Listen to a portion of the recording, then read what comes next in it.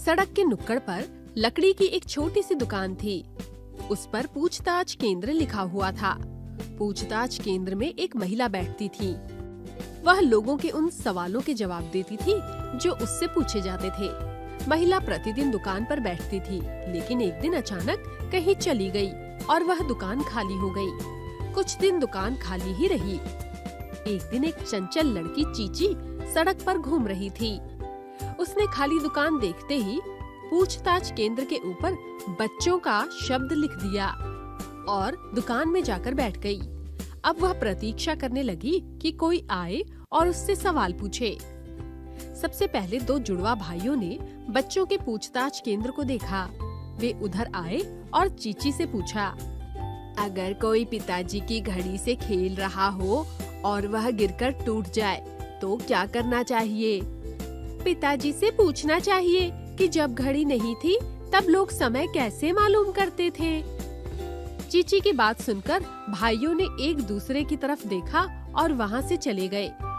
उसके बाद सुनहरे बालों वाला एक बच्चा वहाँ आया और पूछने लगा, खरगोश किस तरह चिल्लाते हैं? चीची ने जवाब दिया, खरगोश बिल्कुल नहीं चिल्लाते, वे धीरे धीरे बातचीत किया करते हैं। क्यों? छोटे बच्चे ने आश्चर्य से पूछा। क्योंकि उनको चिल्लाना पसंद नहीं, चीची ने बिल्कुल शांत भाव से उत्तर दिया। कुछ ही देर में बच्चों के पूछताछ केंद्र के सामने बच्चों की बहुत लंबी कतार लग गई। एक लड़की ने पूछा, एक साधारण कुत्ते को चतुर चालाक बनाने में क्या क्या सिखाना जरूरी है? कुछ खास नहीं, कुत्ते को स्वयं ही कड़ा अभ्यास करके चतुर चालाक बनने दो, चीची ने जवाब दिया। बच्चे एक से एक सवाल कर रहे थे, लेकिन चीची जवाब देने में उनसे भी आगे थी। चांद रात में रोशनी देता है और सूरज दिन में, ऐसा क्यों? एक बच्चे ने पूछा। यह उन्होंने आपस में तय कर रखा है, चीची ने कहा। काले भालू को सफेद भालू किस तरह बनाया जाए? भोली ने पूछा। धो धोकर साफ करके, चीची बोली। स्कूल का एक छात्र भारी बस्ता लेकर उदास मन से पंक्ति में खड़ा था। अपनी बारी आने पर पूछा, गणित में अगर कम नंबर आए तो किस तरह ठीक किए जाएं? गणित में जो खराब नंबर मिले हैं वे भाषा नंबरों से ठीक किए जा सकते हैं, चीची ने तुरंत उत्तर दिया। वाह वाह! छात्र अत्यंत प्रसन्न हो गया। चश्मा लगाए हुए एक बहुत गंभीर से दिखने वाले लड़के ने पूछा, बड़ों को सब कुछ करने की स्वतंत्रता है, बच्चों को हर बात के लिए मना किया जाता है, ऐसा क्यों? यह प्रश्न गलत है, बड़ों को भी सब कुछ करने की स्वतंत्रता नहीं है, चीची ने सख्ती से उत्तर दिया।